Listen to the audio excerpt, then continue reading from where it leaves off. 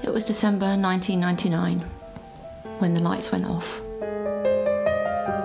This is my sight loss journey I want to share with you guys. I want to be open because I know a lot of you have been asking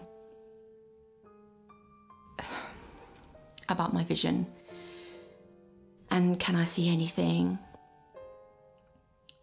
So let's rewind to when I was born. I was born in Watford General Hospital in December 1983. Shows you my age. And this is a really hard topic for me to talk about, actually. Even though it's almost 21 years on this year that I lost my sight completely. It's still really difficult for me to tell you my story. Everyone's sight loss journey is so different.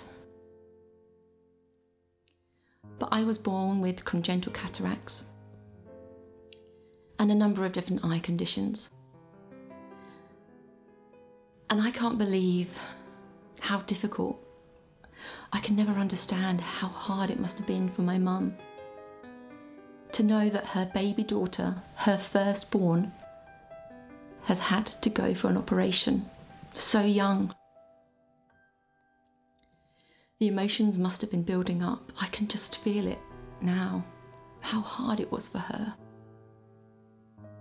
And she will always be so brave and tell me that she just knew I'd be okay. She had to sit and wait until the operation was done. Many operations when I was younger. 4 weeks old, can you imagine? Sitting there, waiting for your baby girl to come out of surgery. So hard. Months went on and they knew that I had quite poor vision. All the tests that they did with various different things like shining lights in my eyes and everything else that I suppose medical physicians do to find out the level of ability that a child or baby may have if they have any form of disability. And it was Christmas the following year, and I was just about a year, and that was my first word. First word was lights, because that's the only thing I really could see and I had a lot of joy from. And I remember that, as my mum told me many stories of me growing up as a child. So years went on and I went to a ordinary mainstream school. Primary school really difficult, to be honest, because they didn't know how severe my sight loss was. They stuck me in a school for children with behavioural problems because they thought that's what the issue was. To be honest, I did create because I was frustrated. I just didn't have the support that I needed. And I would misbehave because I just couldn't see the blackboard. I couldn't interact and do my work like all the other children. And that's the only way I knew how. And I was so deeply frustrated and irritated that I just couldn't be like every other child. I was bored. They sat me in a corner playing with Lego. I mean, that's not what I needed. I needed the support that I didn't have. I needed that large print. I needed that time. I needed teachers to be able to relay to me the information that they were given to the other children about the work that they were doing. So in the end, the other children would do the work for me. And I remember my mum again telling me that it was parents' evening and they said, no, Siobhan's absolutely fine, there's nothing wrong with her. And my mum said, that's not her handwriting, that's not Siobhan's handwriting. And very cleverly, I suppose, as a very young child, maybe 8, 9, I was getting other children to do my work for me because I just simply couldn't. And I just felt so isolated. I was so upset that I just couldn't be like every other child. And from that parents' evening, my mum really fought, along with my gran, as they saw an advert for a specialist school, Dorton House School in Seal, Sevenoaks in Kent. They fought to get me in there. A year or two, they actually fought and battled and fought with the local authorities to send me to the special school for children who are blind or visually impaired. And I remember my mum coming home just after my 10th birthday, and she even said to the group of people at the local authority, "It's my daughter's birthday. I'm not leaving this room until I can go home and tell her what she wants to hear. I want a yes from you." So my gran and my mum both sat there with many leaders looking at their watches. Obviously time was ticking. And in the end, they got the answer they wanted. So they came back and told me. And that was such a moment in my childhood where I just knew I could be free, I could be independent, I could be something. I could have lessons like every other child, like my brothers and sisters. I could just have an education. So at the age of 10, I went to Dorton House School and I felt liberated. I felt a sense of freedom and a sense of belonging. That I actually had people around me who knew how to give me that support, that encouragement that I so desperately didn't have in my early years of schooling.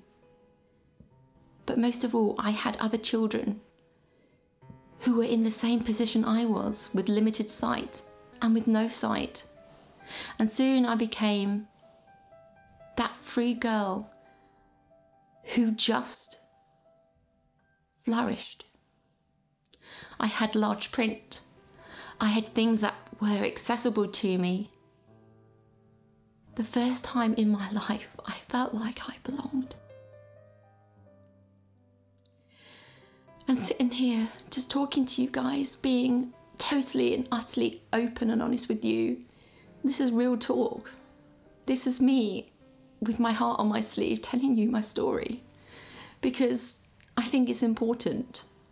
I think it's important to accept who you are, a sense of self-love, that despite everything that you may go through, whether it's losing someone you love, whether it's a disability, whether it's an impairment, whatever adversity you may be facing, there is light at the end of the tunnel. I might not be able to see it, but I have vision. I have vision for my future, and that's what the school gave me. I can sit here and say that they made me who I am today. Along with my gran and my mum and my brothers and sisters, the support that I had was just incredible. It was really difficult for me as a teenager because most of my friends lived all around the country.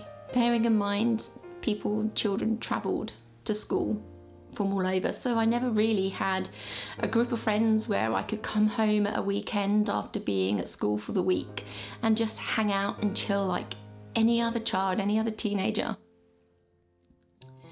And that was really difficult for me. That was really hard, but I adapted, I coped. I listened to a lot of books from Calibre on tape in those days, and it got me through. Having school got me through. It gave me all the things that I needed to be able to be independent, those life skills, those daily living skills, that mobility, using the long cane. Having that was just so crucial to who I am. And the years went on and my sight wasn't great. It never really was 100%. But I made do. I did all the things that children do, that teenagers do.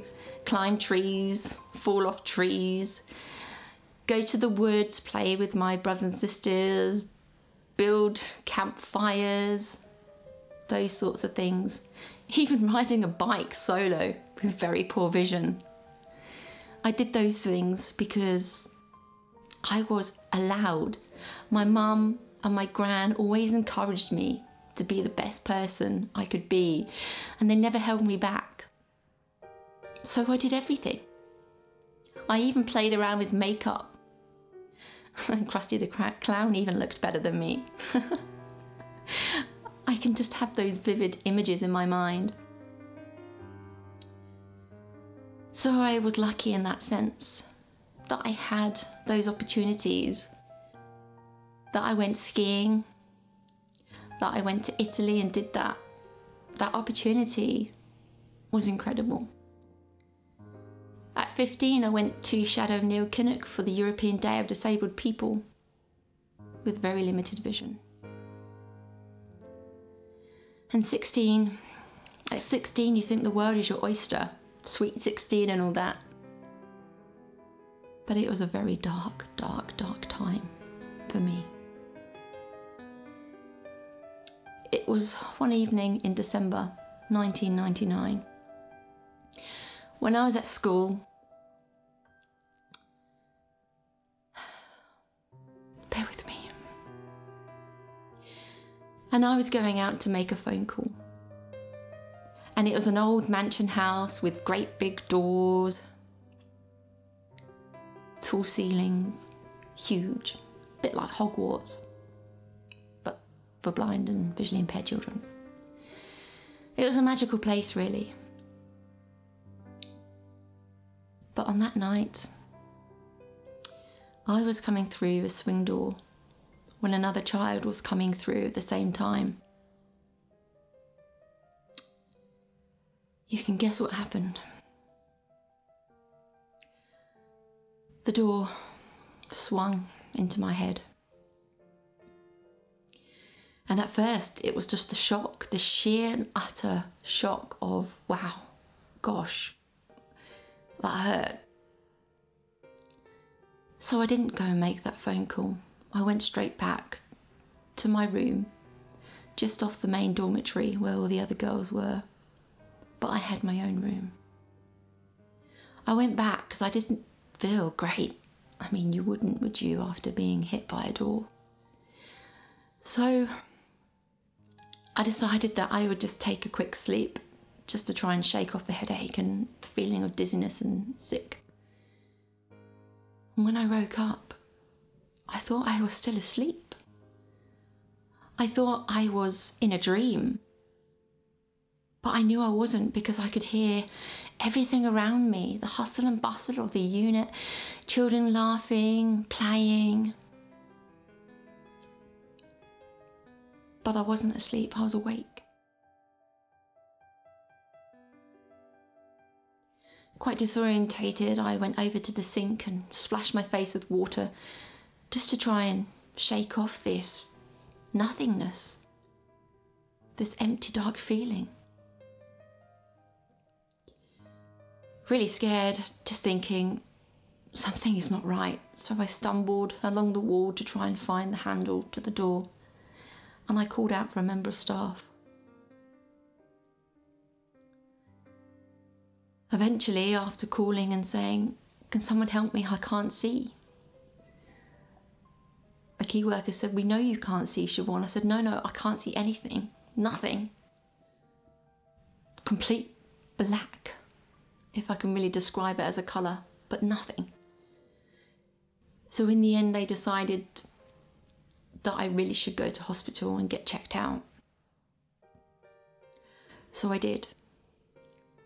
I went to hospital, sat around for ages.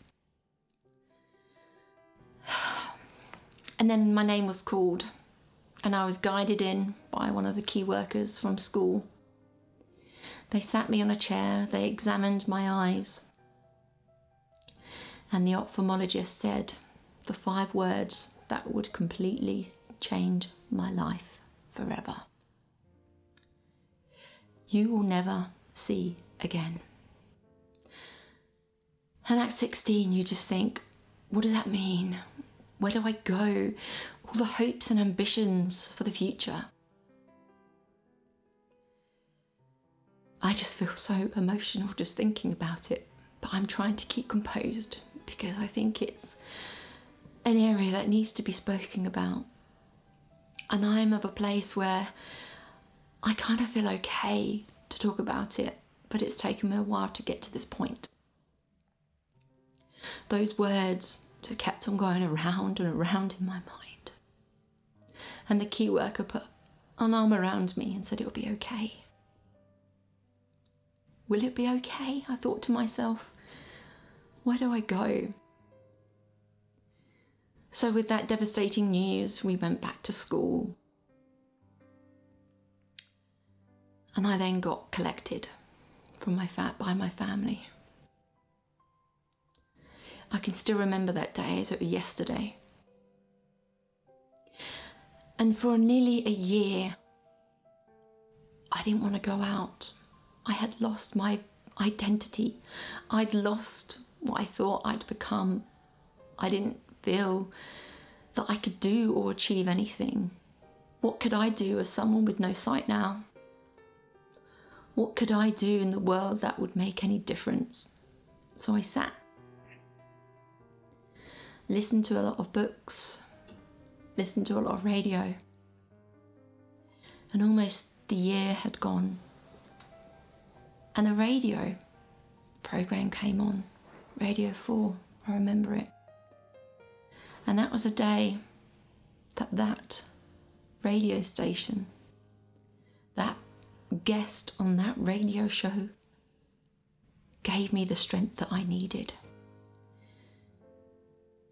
It was a young, blind guy who was going to university, who was studying, who was being and doing everything that a young person does.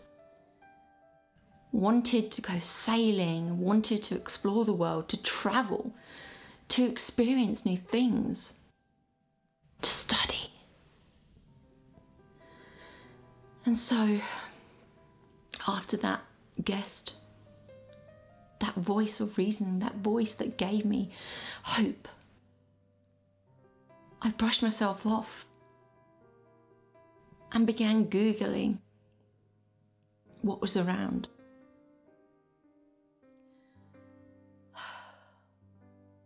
Google in the sense that asking, because back in those days you didn't really have anything that could give you that inspiration, but it was more the local authorities that really could give me that help. And by asking local vision loss charities in my local area and school, those are my Google. Those are the people that could give me that information. I didn't have YouTube to listen to other people going through the same thing.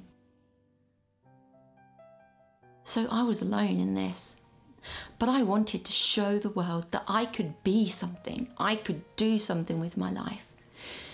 And this is why I think I went down the road of charity work, volunteering, community-minded, because I wanted to be that something. I wanted to be that inspiration, that role model, to say that it's okay. I've been there. So that's really my sight loss journey. And from that day onwards, I have done every opportunity given to me. And now I want to give back to those people going through a similar thing that I did. It does get better. You will find yourself. You will find your niche, and you will find true freedom if you only believe in yourself. Because it does happen. It does come. Confidence comes in all shapes and sizes. Wherever you are in your sight loss journey, Reach out and ask for that support, because you can do it. Thanks for listening. And I'm sorry it's been a rather emotional chat, but it's something I've really wanted to reach out and tell you about, because I know people are interested.